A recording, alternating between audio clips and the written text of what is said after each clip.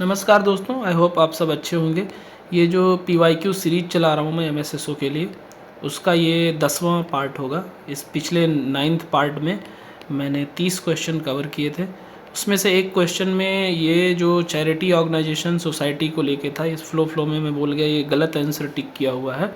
तो इसका जो आंसर होगा, USA में बाद में आया है और UK में, यूनाइटेड किंगडम में पहले आया है। ठीक है, यूनाइटेड किंगडम मतलब ब्रिटेन।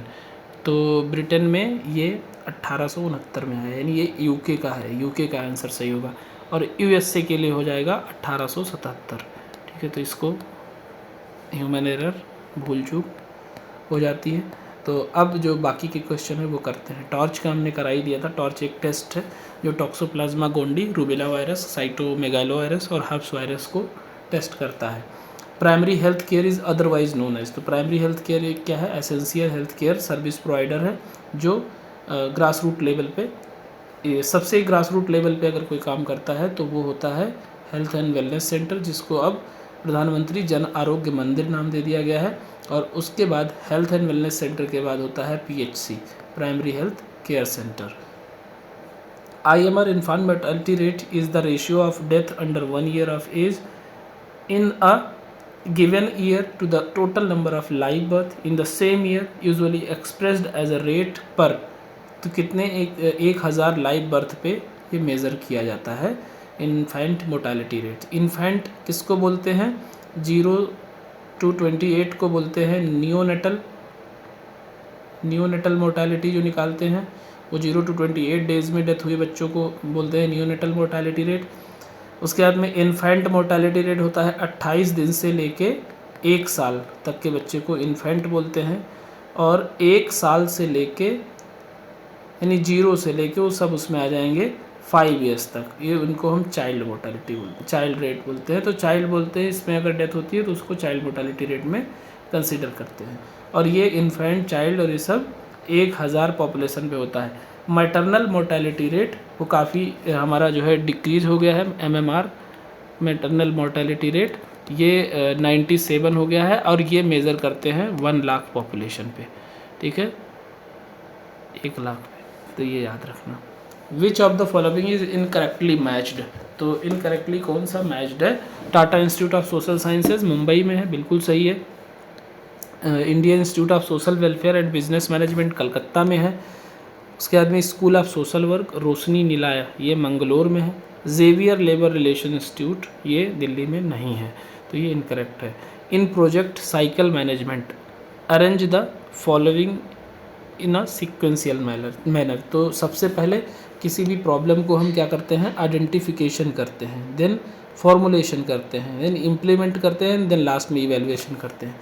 तो ये सी हो जाएगा इसका। एंड अप्रेजल और judgement of the worth and effectiveness of the all purpose planned by the agency to accomplish its objective, इसको इवेल्युएशन कहते हैं। With what is the tabulation of accounts in a ledger showing the debtor credit balance of each account at a specific days, तो इसको trial balance बोलते हैं। ये accounting का, जो बजटिंग अकाउंटिंग का है उसका के क्वेश्चन है। The fundamental principle of this system is a recording of actual cash receipts and disbursement during the month in which they are actual paid receipt, तो कैश सिस्टम है ये। जो कैश सिस्टम और ये सब जो वेलफेयर के लिए दी जाती है वो सोशल वर्क के उसमें थोड़ा सा सोशल वेलफेयर एडमिनिस्ट्रेशन में क्वेश्चन आ जाता है। This system translates the programmes and activities in term of rupees and पैसे, इसको अकाउंटिंग सिस्टम। और अकाउंट्स को जो मेंटेन करते हैं जिस तरह से, उसको लेज़र बोलते हैं। A community chest is an, तो कम्युनिटी चेस्ट को क्या एक एडहॉक एजेंसी भी बोला जाता है। According to Kher 1947, social work deals with physical want, disease and ignorance, squalor and idleness. Who said that social work is a professional service based on scientific knowledge and skill in human relations? तो इसको W.A. फ्रीडलैंडर ने बोला है। कहीं कहीं आपको फ्रीडलैंडर W.A. मिलेगा, कहीं W.A. फ्रीडलैंडर मिलेगा। 43, where the social worker are trained to provide help for inefficient persons by which making the shift from poverty to psychiatric discomfort. This occurred first in medicine discipline and later on in social work. The fourth UN survey of social work education was done in which year, तो 1965 में हुआ था। ये जो 43rd वाला question है इसको थोड़ा समझने की कोशिश करो। क्वेश्चन क्या है, where the social worker are trained to provide help for inefficient persons, किसको, इनएफिशिएंट, जो अपनी समस्या का समाधान करने में खुद से एफिशिएंट नहीं है, by which making the shift from poverty to psychiatric discomfort. तो ये कह रहे हैं कि अगर जो इनएफिशिएंट है वो अगर बहुत गरीब है तो गरीब से वो साइकेट्रिक डिसऑर्डर की तरफ भी बढ़ सकता है, वो कंडीशन उसको उस तरफ ले जा सकती है। This occurred first in medicine discipline and later on in social work, यानी ऐसे कंडीशंस अगर होते हैं, किसी को प्रॉब्लम है तो पहले मेडिसिन से ठीक करते हैं, और मेडिसिन से ठीक करने के बाद यानी जो उसकी इलनेस है वो मेडिसिन से ठीक होगी, बाकी सोशल जो रिहेबिलिटेशन है वो सोशल वर्क के थ्रू ठीक होगी। The international code of ethics was adopted by the, तो IFSW international federation of social work at its meeting in Puerto Rico 1976। The fifth survey of social work education was published in which year, तो 1971 में publish हुआ था by United Nations.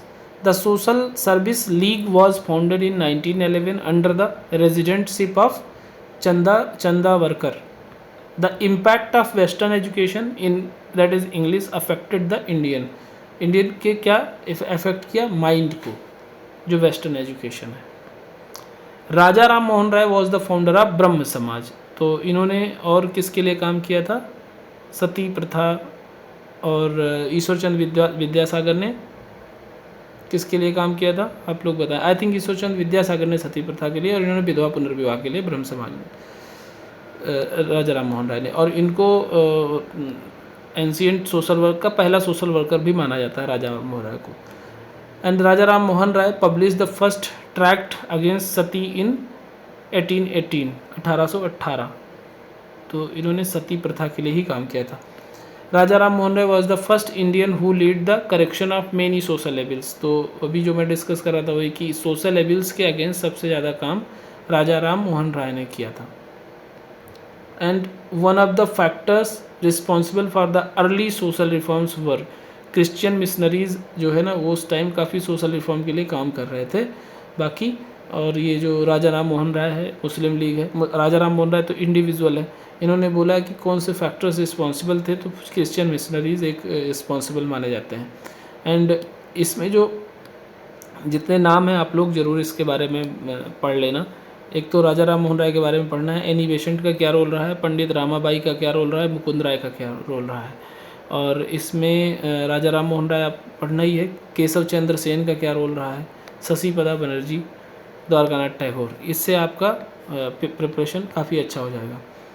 Then है joint family provided for the care of the aged members and for the physically handicapped, the chronically ailing and the mentally deficient in the ancient days.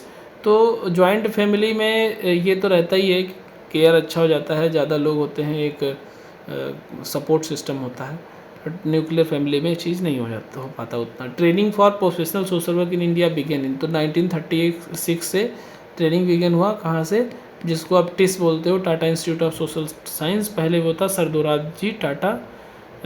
Dorabji Tata graduate school करके नाम था। Which of the following concept were popularize by Mahatma Gandhi, तो महात्मा गांधी ने स्वदेशी को popularize किया।